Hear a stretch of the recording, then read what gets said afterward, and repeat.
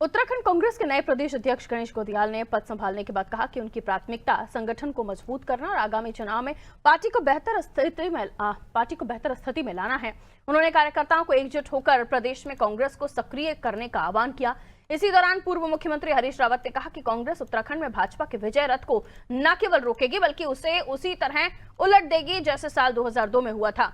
रावत ने दावा किया कि जनता भाजपा से निराश है और बदलाव चाहती है। वहीं भाजपा प्रदेश प्रवक्ता हनी पाठक ने कहा कि कांग्रेस की नई टीम पर तंज कसते हुए उन्होंने कहा कि इसमें नया कुछ नहीं है और ये भाजपा के लिए किसी भी तरह की चुनौती नहीं बनेंगे।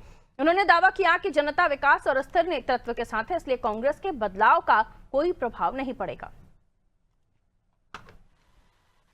हम उत्तराखंड में विजय रथ जो बीजेपी का है उस रथ को न केवल रोकेंगे बल्कि उसको उलट भी देंगे जैसा हमने 2002 में किया। ये एक हास्यास्पद बात है कि भाजपा के लिए चुनौती, तो ये जो तीन हम इनके ये जो कांग्रेस के लोग हैं, ये क्या इससे पहले कांग्रेस में नहीं थे? क्या इससे पहले इन्होंने कोई काम नहीं किया था? बस ये है कि अब उन्हें टैग मिल गया है कि ये प्रदेश अध्यक्ष है, ये चुनाव समिति के प्रबंधक है, तो ये है।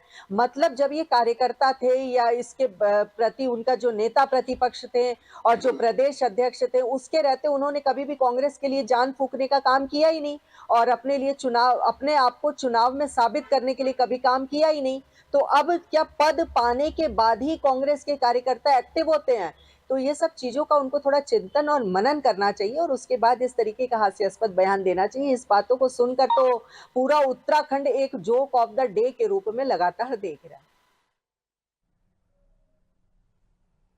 तो देखिए, कांग्रेस में बदलाव के बाद बीजेपी को कांग्रेस की तरफ से कहा जा रहा था कि अब सक्रिय होने की बात कांग्रेस की तरफ से की जा रही है, कार्यकर्ताओं से की जा रही है, लेकिन बीजेपी का कहना है कि कोई बदलाव नहीं है, कोई नया बदलाव नहीं है, इससे बीजेपी को कोई चुनौती नहीं है। आइए सोनू, हमारे सहयोगी हमारे साथ जुड़े हुए हैं। सोनू, कांग्रेस के संगठन में बदलाव के साथ ये कयास लगाए जा रहे थे कि कांग्रेस एक्टिव हो गई है। पहले तो यही था कि शायद नए नामों को जगह मिलेगी, कुछ और नए फेसेस को हम देखेंगे, लेकिन ऐसा हुआ नहीं। कुछ पुराने नामों को ही रिपीट किया गया संगठन में भी, लेकिन बीजेपी से किसी चुनौती के रूप में नहीं देख रही, क्योंकि उनका कहना है पुराने खिलाड़ी हैं जिनको पहले ही वो हरा चुके हैं। देखिए, ये अपने आप में ही पारुल एक अहम सवाल है, क्योंकि ये बात बिल्कुल सही है कि कांग्रेस पार्टी हाईकमान ने प्रदेश नेतृत्व में परिवर्तन किया है, तो कहीं ना कहीं एक सवाल भी खड़ा हो रहा है और इसको इस रूप में भी देखा जा सकता है कि आगामी चुनाव की रणनीति के तहत ये कुछ नेताओं को जिम्मेदारी दी गई है। ये बात सही है कि पहले भी मंत्री प्रदेश अध्यक्ष की जिम्मेदारी का निर्वहन ये नेता कर चुके हैं। अगर हरक सिंह की ही आप बात करें तो नेता प्रतिपक्ष भी रहे हैं, कैबिनेट मंत्री भी कांग्रेस में रहे हैं, और गणेश गोदियाल की ही बात करें तो एक टर्म इनका पहले प्रदेश अध्यक्ष का भी रहा है और दर्जाधारी राज्य मंत्री भी रहे हैं, तो इनकी अपनी एक सियासी अनुभव भी है। चूंकि अब प्रदेश नेतृत्व में परिवर्तन किया गया है, नए अध्यक्ष की जिम्मेदारी दी गई है। एक रोज पहले जब पदभार ग्रहण का समारोह आयोजित प्रदेश मुख्यालय में कांग्रेस के हुआ तो कहीं ना कहीं बड़ी संख्या में पार्टी के पदाधिकारी और कार्यकर्ता यहाँ मौजूद रहे, तो एक संदेश देने की कोशिश की गई। आज सुबह की ही अगर हम बात करें पारुल, तो सुबह से लेके अभी तक इस वक्त हम स्वयं भी जो कांग्रेस का प्रदेश मुख्यालय यहाँ पर मौजूद है। बैठकों का सिलसिला प्रदेश अध्यक्ष के नेतृत्व में जारी है।